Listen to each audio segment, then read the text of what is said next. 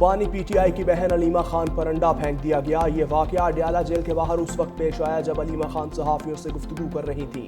ذرائع کے مطابق میڈیا سے سوال و جواب کے دوران 2 لڑکیوں نے انڈا پھینکا جنہیں پولیس نے حراست میں لے لیا۔ انڈا پھینکنے والی خواتین کا تعلق پی ٹی آئی سے نکلا۔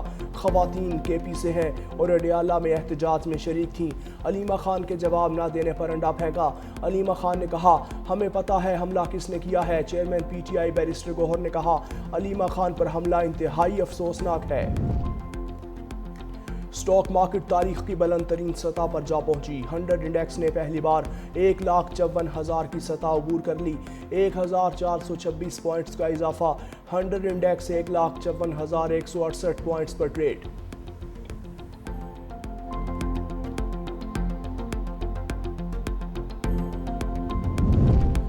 گجرات میں 48 گھنٹے بعد بھی سیلابی پانی نہ نکالا جا سکا۔ شہر کے مرکزی مقامات پر پانی بدستور موجود۔ تعلیمی ادارے دوسرے روز بھی بند۔ شہر بھر کے کلینکس اور اسپتالوں میں بھی پانی ڈیرے جما لیے۔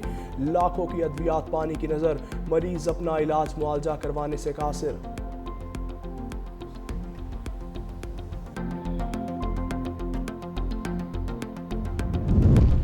وزیر اعلیٰ پنجاب مریم نواز کا گجرات کا فضائی معائنہ۔ سیلاب کی صورتحال دیکھ کر اظہار افسوس۔ پنجاب بھر کی مشینری اور ماہرین کو حالت بہتر بنانے کی ہدایت۔ وزیر اعلیٰ مریم نواز کا جلال پور جٹاں فلڈ ریلیف کیمپ کا دورہ۔ بچوں اور خواتین سے بات بھی کی۔ کیمپ کے باہر جمع متاثرین کو وزیر اعلیٰ تک پہنچنے سے روک دیا۔ متاثرین وزیر اعلیٰ مریم نواز کو اپنی حالت زار سے آگاہ نہ کر سکے۔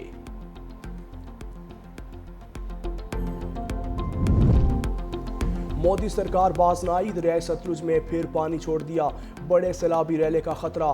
بھارت کی سنتاس معاہدے کی پھر خلاف ورزی۔ بھارت کا انڈس واٹر کمیشن کی بجائے سفارتی ذرائع سے رابطہ۔ بھارت نے دریائے ستلج میں 2 مقامات پر سیلاب سے پاکستان کو آگاہ کیا۔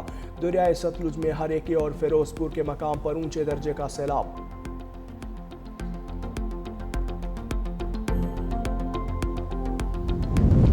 دریائے چناب، ستلج اور راوی کا پانی ہیڈ پنجنت پہنچنا شروع۔ ہیڈ پنجنت پر پانی کا بہاؤ 3 لاکھ کیوسک سے بڑھ گیا۔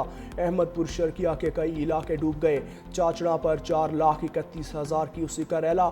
48 گھنٹے میں 809 لاکھ کیوسک کا ریلا گزرے گا۔ علی پور اور رحیم یار خان کے متعدد دیہات متاثر۔ ملتان کے ہیڈ محمد والا پر پانی کا بہاؤ کم ہونا شروع۔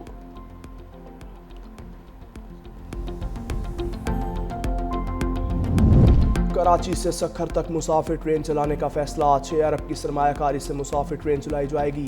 وزیر اعلیٰ سندھ سید مراد علی شاہ اور وفاقی وزیر ریلوے حنیف عباسی کی ملاقات۔ کراچی کینٹ اور سٹی اسٹیشن کی صفائی ستھرائی کا کام سندھ سولڈ ویسٹ مینجمنٹ کو دینے کا فیصلہ۔ کراچی تا روہڑی ریلوے لائن کو اپ گریڈ کرنے پر بھی اتفاق۔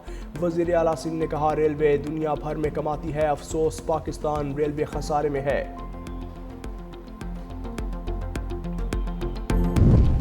کوہاٹ کے علاقے نادر بانڈہ میں پولیس اور دہشت گردوں میں جھڑپ۔ فائرنگ کے تبادلے میں سب انسپکٹر طاہر نواز اور کانسٹیبل شہید ہو گئے۔ پولیس اور دہشت گردوں میں فائرنگ کا تبادلہ بھی ہوا۔ کوہاٹ پولیس کی بھاری نفری موقع پر پہنچ گئی۔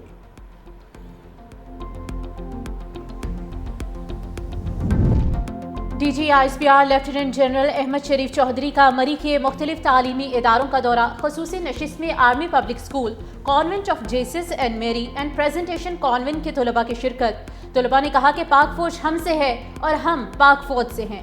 وطن دشمن عناصر جتنی بھی کوشش کر لیں، نوجوان نسل کو اپنی افواج سے دور نہیں کر سکتے۔ وطن دشمنوں کی ہر میلی آنکھ کے خلاف ہم پاک افواج کے ساتھ کھڑے ہیں۔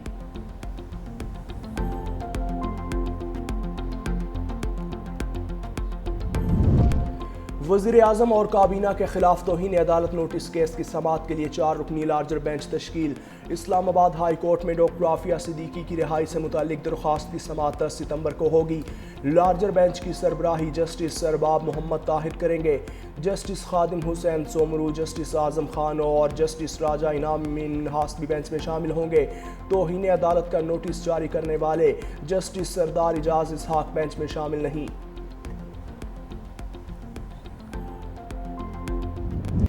مصطفیٰ جان رحمت کی ولادت باسعادت کا جشن کل منایا جائے گا۔ ملک بھر میں جشن عید میلاد النبی صلی اللہ علیہ وآلہ وسلم شایان شان طریقے سے منانے کے لیے گلیاں اور محلے سج گئے۔ شہر شہر سجاوٹی اشیاء کے سٹالز پر خریداری بھی جاری۔ ہر کوئی جشن عید میلاد النبی منانے کے لیے پرجوش۔ مساجد اور گھروں پر چراغاں، ہر سو درود و سلام کی صدائیں۔ افغانستان ایک بار پھر زلزلے سے لرز اٹھا۔ جنوب مشرقی علاقوں میں 6.2 شدت کا زلزلہ، گہرائی صرف 10 کلومیٹر ریکارڈ۔ 4 دنوں میں 2 زلزلوں سے ہلاکتوں کی تعداد 2400 ہو گئی۔ 3640 سے زائد افراد زخمی۔ کنڑ اور ننگرہار سب سے زیادہ متاثر۔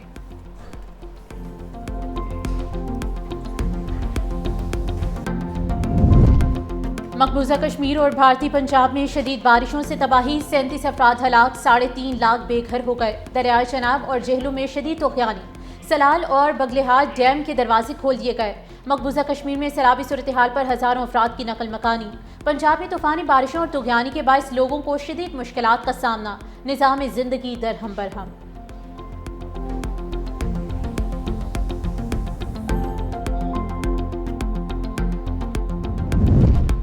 امریکہ مسئلہ فلسطین کے 2 ریاستی حل میں رکاوٹ بن گیا۔ وزیر خارجہ مارکو روبیو کا فلسطین کو ریاست تسلیم کرنے والے ممالک کو انتباہ۔ کہا فلسطین کو ریاست تسلیم کیا تو مسائل بڑھ جائیں گے اور رد عمل بھی آئے گا۔ اسرائیل اس کے جواب میں مغربی کنارے کو ضم کر سکتا ہے۔ تمام ممالک کو بتا دیا ہے کہ فلسطین کو بطور ریاست تسلیم کرنے کی باتیں غلط اور غیر حقیقی ہیں۔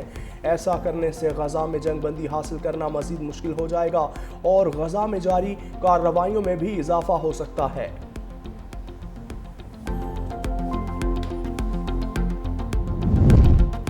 غزہ پر اسرائیلی فوج کی بمباری جاری، تازہ حملوں میں مزید 70 سے زائد فلسطینی شہید۔ اسرائیلی فوج کی نصیرات پناہ گزین کیمپ پر گولہ باری، جنوبی رفح میں امداد کے منتظر لوگوں پر فائرنگ کی گئی۔ اسرائیل کے 3 روز سے جاری حملوں میں 250 سے زائد فلسطینی شہید۔ اسرائیلی فوج کا غزہ کے 40% حصے پر کنٹرول کا دعویٰ، فوجی کارروائیوں میں شدت لانے کا اعلان۔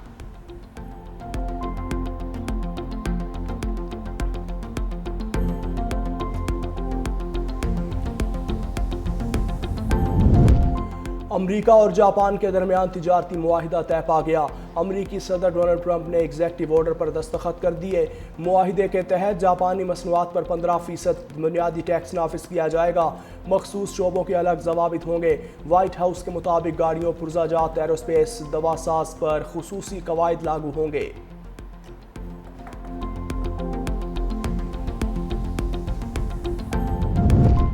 امریکی صدر ڈونلڈ ٹرمپ کے ایک اور فیصلے کو امریکی عدالت کا چیلنج۔ عدالت نے ٹرمپ کی ٹرانسجنڈر مخالف پالیسی کی بحالی کی درخواست مسترد کر دی۔ محکمہ خارجہ کو خواجہ سراؤں کو شناخت کے مطابق پاسپورٹ دینے کا حکم۔ کہا حکومت صنفی شناخت کی بنیاد پر پاسپورٹ جاری کرنے سے انکار نہیں کر سکتی۔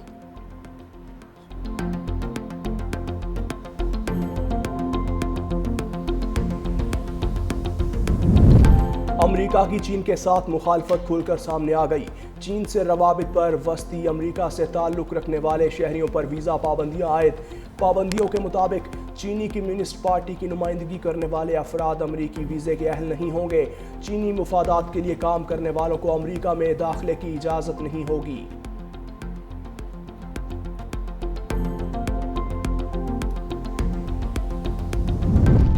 کینسر میں مبتلا سابق امریکی صدر جو بائیڈن کی کامیاب سرجری، جو بائیڈن کی جلد سے کینسر زدہ خلیے نکال دیے گئے۔ سابق امریکی صدر کے ترجمان کے مطابق جو بائیڈن کی صحت بہتر ہو رہی ہے اور وہ مکمل آرام کر رہے ہیں۔ طبی ماہرین کے مطابق سابق امریکی صدر کو اب مزید علاج کی ضرورت نہیں۔